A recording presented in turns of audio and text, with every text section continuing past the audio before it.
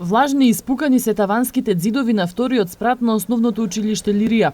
Со интензивните врнежи од дожд, водата почнала да влегува и во внатрешноста. Учениците, загрижени за својата безбедност, денеска решија да излезат на протест пред општинската зграда и пред училиштето. Да. Секој пат кој врне тече. Да се поправи кровот, за да немамо проблеми понатаму. Ние смо дојдени да учиме, а не да ни тече од све страни. Училниците од вториот спрат денеска останаа празни. Училишниот одбор одлучил децата настава да следат во комбинирани паралелки со скратени часови, само во двата долни спрата поради немањето доволен број училници. За состојбата уште вчера били информирани и Министерството за образование и секторот за јавни дејности.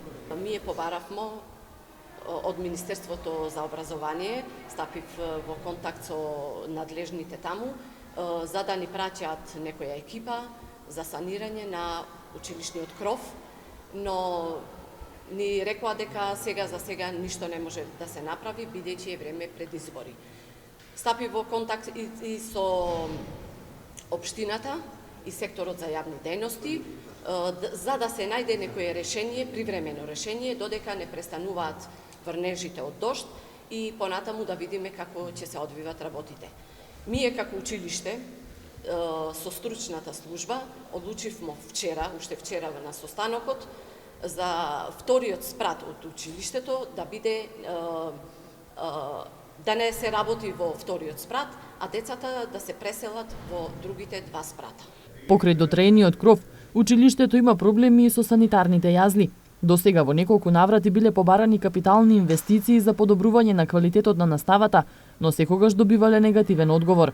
Претходната година имаше и обилни врнежи од дожд, и повторно, ургентно испратив едно барање до Министерството и тие ни пратија екипа, видоа на лице место дека навистина состојбата е многу лоша, но од тоа не добивме никаков одговор.